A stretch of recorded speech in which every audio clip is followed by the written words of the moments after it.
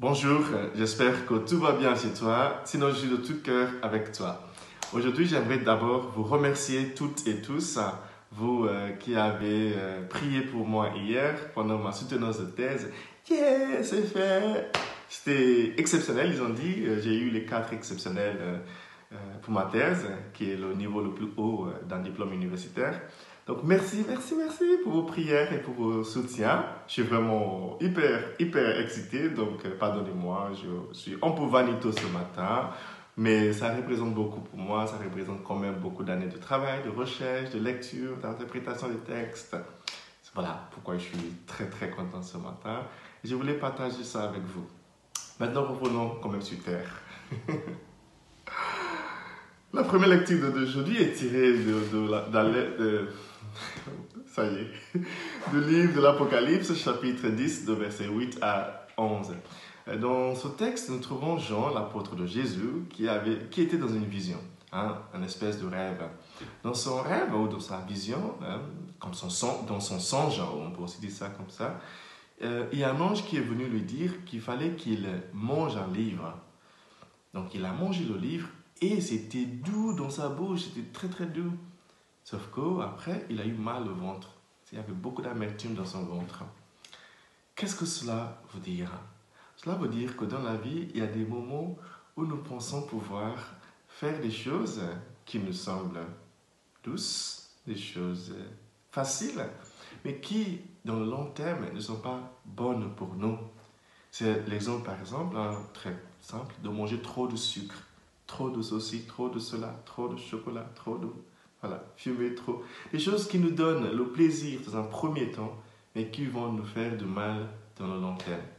Donc, ce matin, le Seigneur nous invite à regarder ces choses-là. S'il y a quelque chose qui te donne du plaisir aujourd'hui, qui pourrait te heurter plus tard, c'est le moment de commencer à l'arrêter. Voilà, tout simplement commencer tout doucement à l'arrêter. Je sais que le changement n'est jamais facile, mais vas-y, tu vas y arriver. Fais un effort et tu verras que ça va marcher.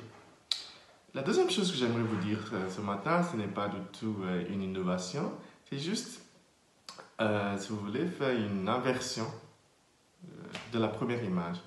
Imaginons maintenant que nous décidons de manger des choses qui sont amères dans notre bouche, mais qui vont être douces dans notre ventre.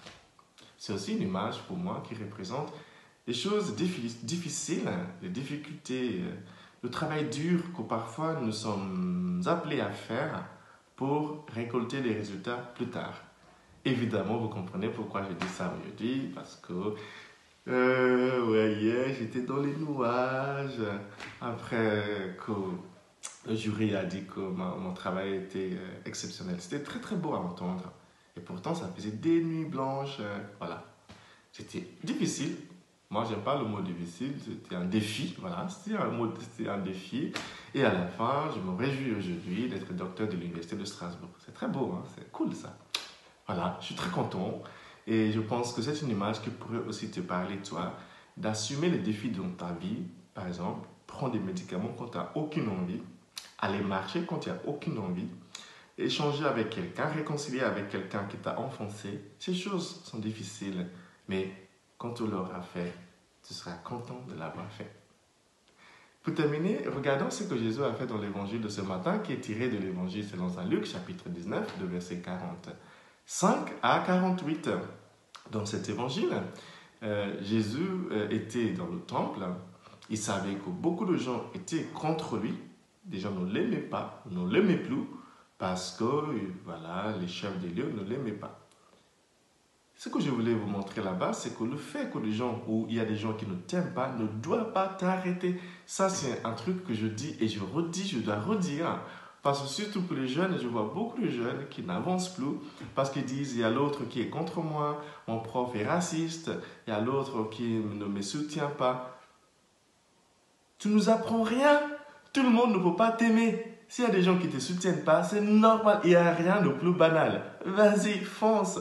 Poursuis tes rêves. C'est normal que tout le monde ne peut pas t'aimer. Mais dans ce texte, ce qui est beau, c'est qu'à la fin, Luc nous dit qu'il y avait aussi des gens qui étaient suspendus aux lèvres de Jésus, car ils l'écoutaient. C'est toujours comme ça. Autant il y aura toujours des gens qui ne t'aiment pas, autant il y aura toujours des gens qui t'adorent. Donc, passe ton temps et tes énergies à aller vers des gens qui te soutiennent, qui te poussent à réaliser ta vocation. Que Dieu te bénisse, que ta vie soit belle et que Dieu t'accorde toutes ses grâces. C'est lui qui est le Père, le Fils et le Saint-Esprit. Amen.